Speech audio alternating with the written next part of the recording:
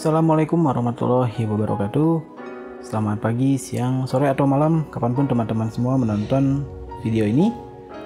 Kali ini kita masuk ke kuliah imunologi kembali, dan kali ini kita akan lanjutkan dengan materi berikutnya. Kalau teman-teman ingat, saya sering membahas kata-kata ini pada beberapa pertemuan-pertemuan kemarin atau di video-video sebelumnya. Jadi ada sebuah sistem imun yang sering saya bahas tapi mungkin yang sering saya sebutkan tapi jarang dibahas ya.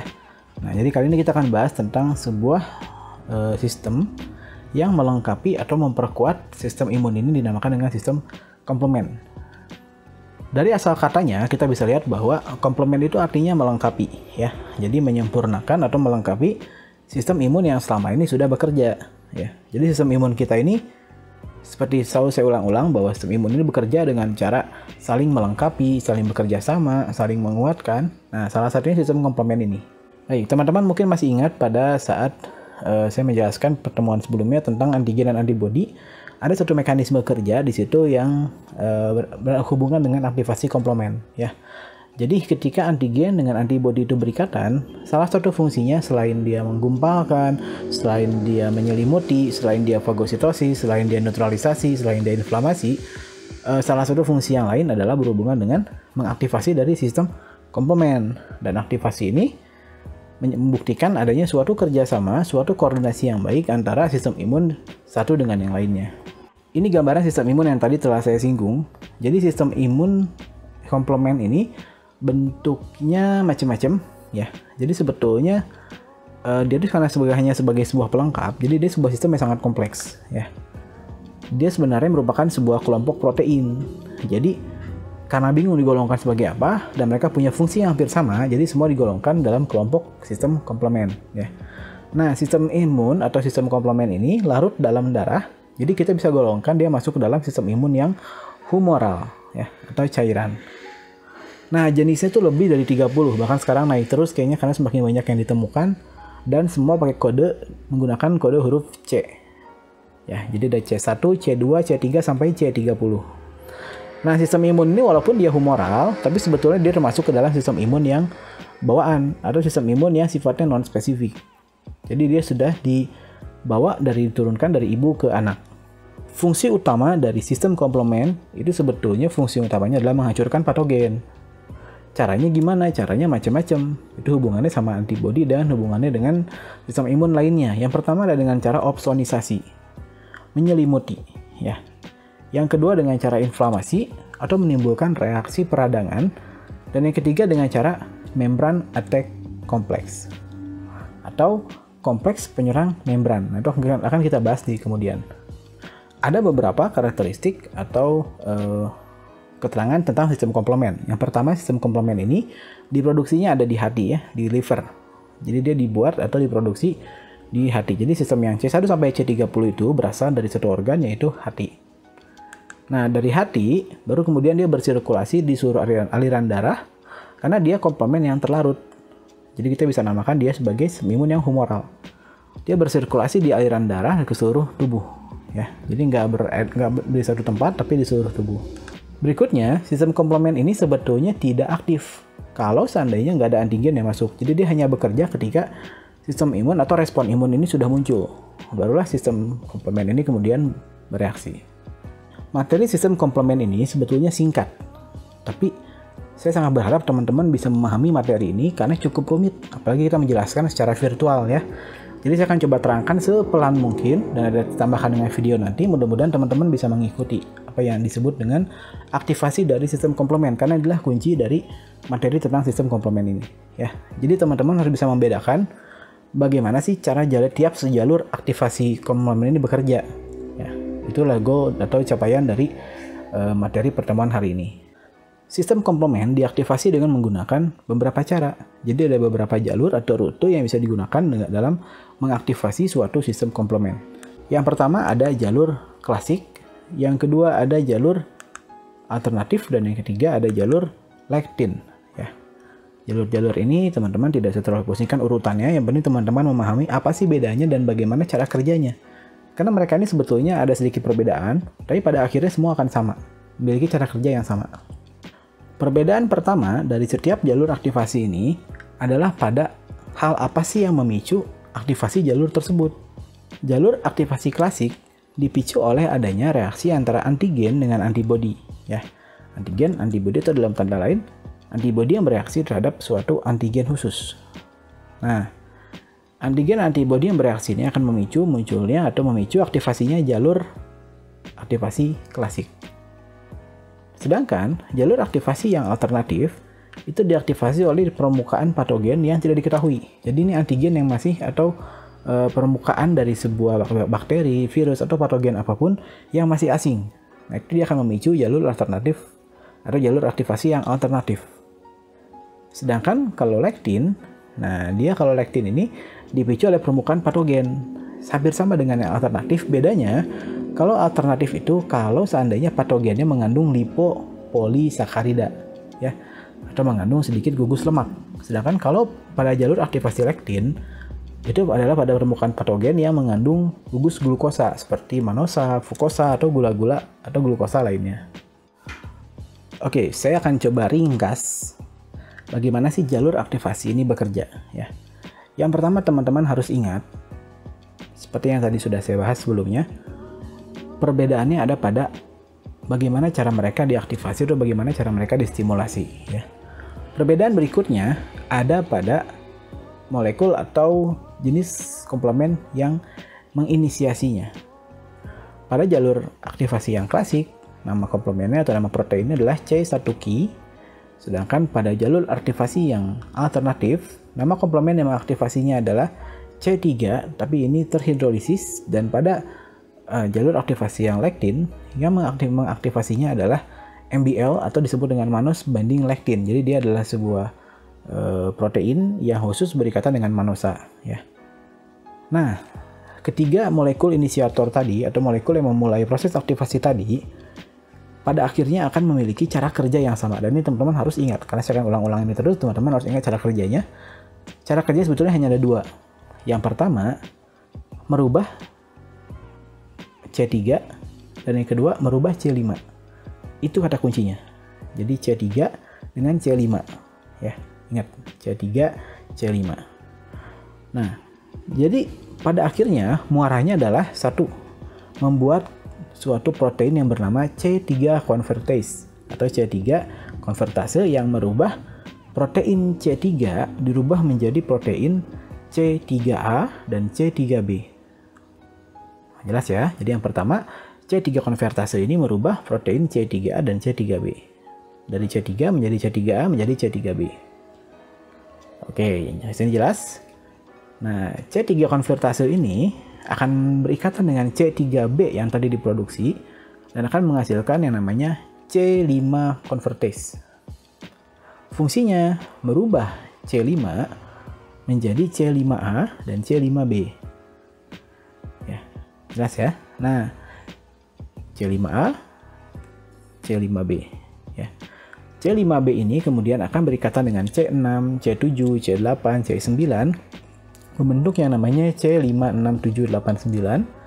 Nah, kalau sudah bersamaan seperti itu, maka mereka berubah sifatnya atau berubah cara kerjanya menjadi membran attack complex atau kompleks penyerang membran yang akan mengakibatkan lysis sel. Ya.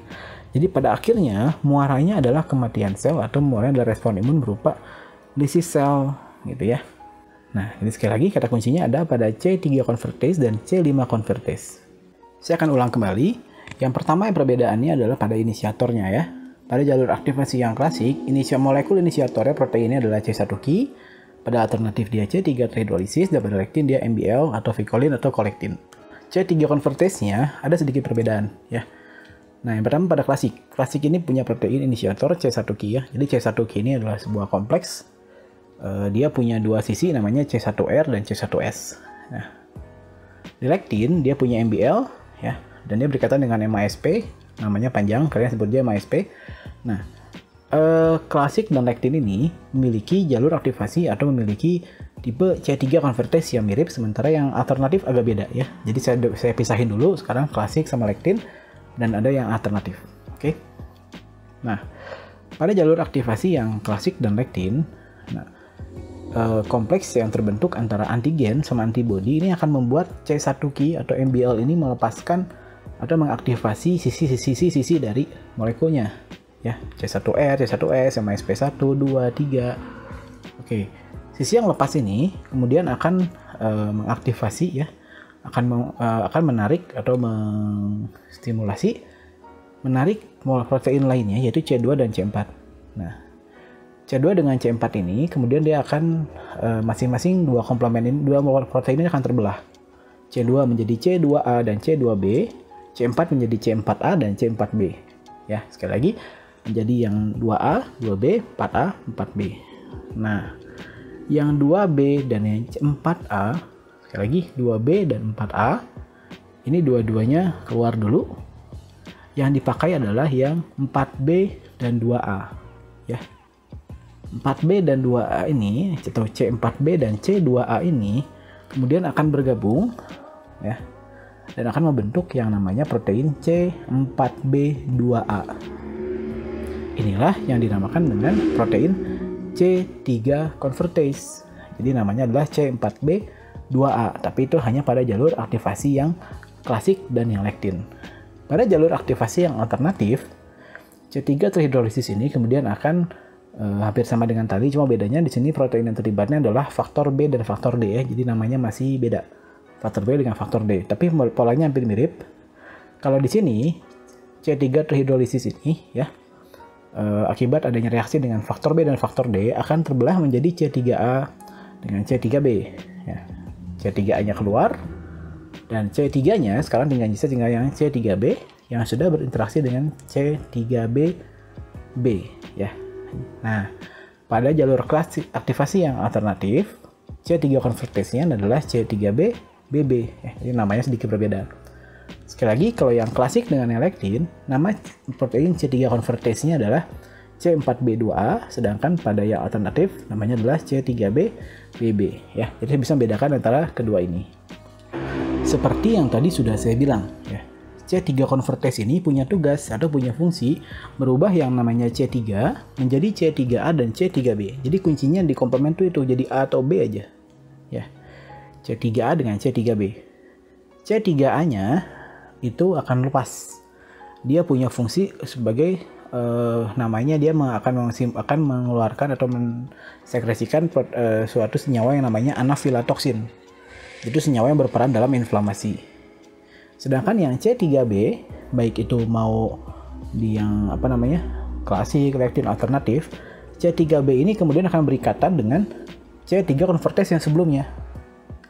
Jadi lucu ya, C3A, C3 konvertase, anggaplah di sini ada sebuah protein C3 konvertase. C3 ini kemudian datang bersentuhan dengan C3 konvertase, dirubah jadi C3B. Nah, C3B-nya akan berikatan dengan C3 konvertase ini. Sehingga kalau di yang klasik dan yang lektin, molekulnya nambah, proteinnya nambah menjadi C4B2A ya, menjadi C4B2A3B. Sedangkan pada yang alternatif, yang tadinya C3BBB sekarang menjadi C3BBB plus 3B lagi. Nah, dua protein ini adalah C5 konvertase ya. Yang tadinya C3 konvertase kalau ditambah dengan C3B maka akan berubah menjadi C5 konvertase. C5 konvertase ini atau C5 konvertase ini adalah sebuah enzim ya, yang sama dengan yang sebelumnya. Kalau yang tadi merubah C3 menjadi C3A dan B, kalau ini yang dirubah adalah jelas dong, C5 menjadi C5A dan C5B ya. C5A sama dengan C3A tadi, dia akan lepas dan dia akan berperan sama dengan tadi ya, mengeluarkan senyawa anafilatoxin dan akan berperan dalam inflamasi. Yang kita butuhkan adalah C5B-nya, mirip dengan yang tadi. Yang tadi butuhnya 3B, kalau ini butuhnya 5B ya. C5B ini kemudian akan berikatan dengan C6, C7, C8, C9 ya. Jadi bentuknya mereka akan membentuk seperti kayak kayak pagar atau kayak bayangin kayak stick es krim yang disatu-satuin gitu ya, membentuk sebuah lubang. Nah, lubang ini dia akan melubangi sel-sel yang sudah terinfeksi oleh patogen. Nah, lubang ini akan protein ini akan membuat sebuah lubang di permukaan sel yang mirip seperti dengan perforin. Jadi melubangi, tapi bedanya kalau udah dilubangi kemudian kompleks ini C56789 ini akan mengelilingi lubang tersebut supaya nggak nutup lagi, sehingga cairan dalam sel akan keluar terus. Ya, cairan dalam sel akan keluar sehingga pada akhirnya sel akan terapoptosis atau sel akan mati. Ya, jadi pada akhirnya muaranya semua sama, baik itu jalur aktivasi klasik, lektin, alternatif, semuanya akan bermuara pada lysis sel atau pada kematian sel. Sekarang teman-teman kalau melihat bagan yang sama dengan tadi, cuman sekarang saya kasih bagan lengkapnya, teman-teman akan lebih kebayang sekarang ya. Kita bisa lihat bahwa sebetulnya bagan yang kompleks ini pada akhirnya hanya ada dua kegiatan di sini. Yang satu adalah C3 convertase, yang satu lagi adalah C5 convertase. Yang satu merubah C3 menjadi C3A dan B, di mana 3A-nya dia akan menjadi reaksi inflamasi, dan 3B-nya akan bertemu lagi dengan C3 convertase, bergabung dengan C3 convertase, membentuk enzim C5 convertase. C5 convertase ini merubah C5 menjadi C5A, C5B, 5A-nya inflamasi, 5B-nya bertemu dengan 6, 7, 8, 9 ya, membentuk membran attack kompleks atau kompleks penyerang membran. Nah, sekarang biar lebih kebayang, saya akan kasih penjelasan dalam bentuk sebuah video. Mudah-mudahan teman-teman bisa memahami video berikut.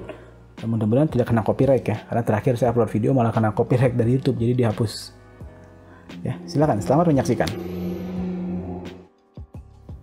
Nah, berikut ini akan saya kasih lihat sebuah video tentang bagaimana cara aktivasi sistem komplement ini bekerja ya. Jadi ini yang warna hijau-hijau ini adalah warna permukaan patogen, dan ini yang ungu ini adalah imunoglobulin atau antibodi ya.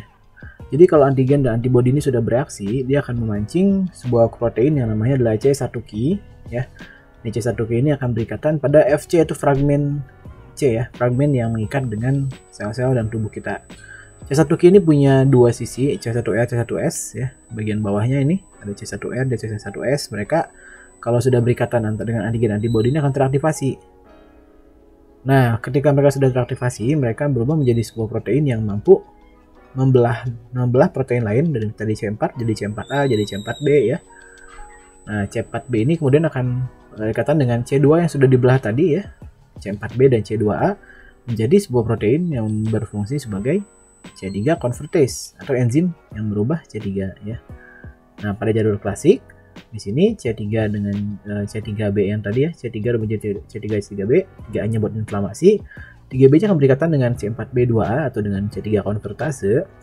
Mereka semua ini bertiga menjadi C4B, 2A, 3B. Mereka berubah menjadi sesuatu yang namanya C5 convertase ya. Suatu enzim yang merubah C5 menjadi C5A dan C5B.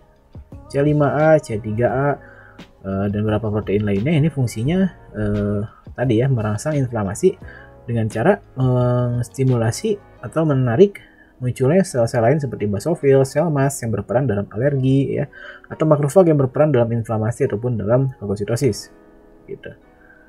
Nah, sedangkan yang C5B tadi ini berperannya dia berada teraktivasi ya. Jadi C5B yang tadi sudah di hasil dari pembelahan C5 ini, sekarang C5B ini hasil akhirnya.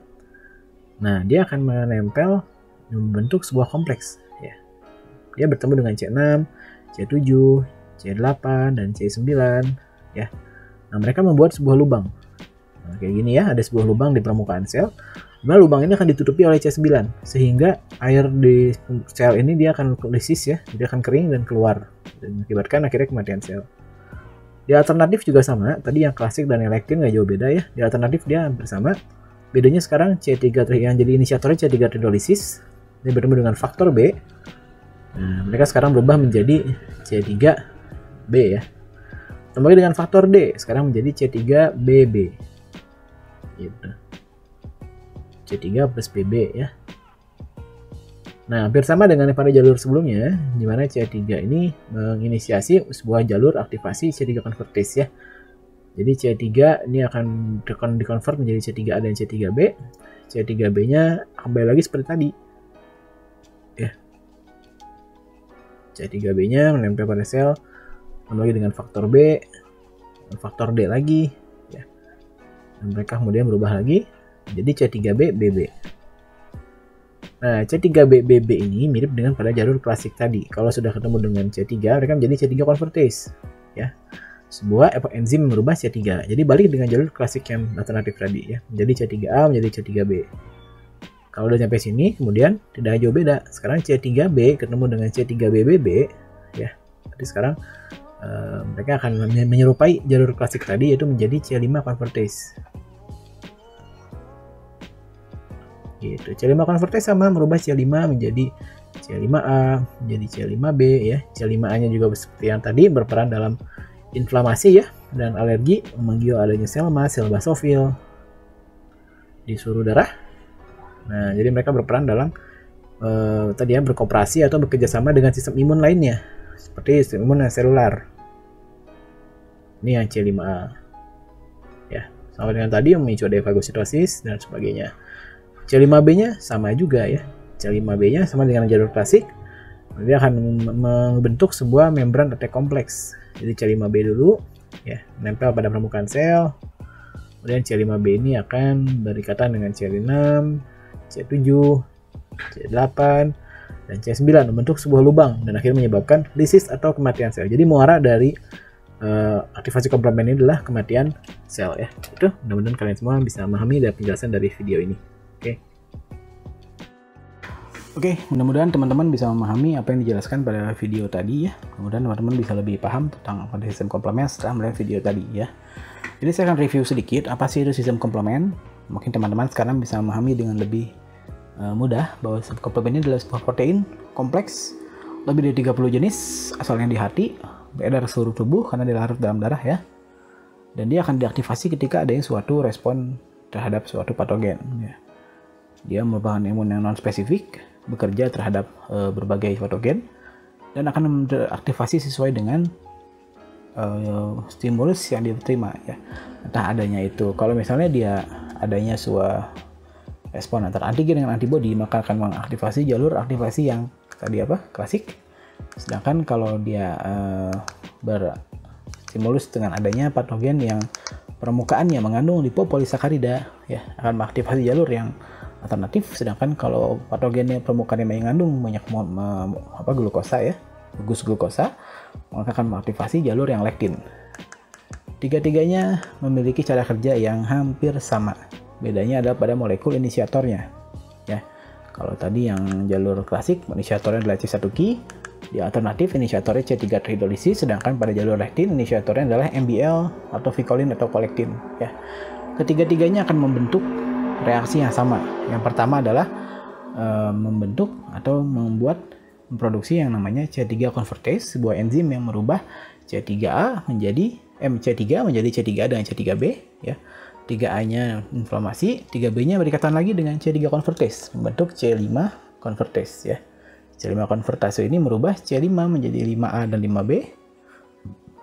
5A-nya inflamasi, 5B-nya akan berikatan dengan C6, 7, 8, 9 ya, membentuk kompleks C6, C5B, 6, 7, 8, 9 ya. Sebuah kompleks yang fungsinya menyerang membran dari sel yang terinfeksi, menyebabkan lubang dan pada akhirnya kematian sel ya.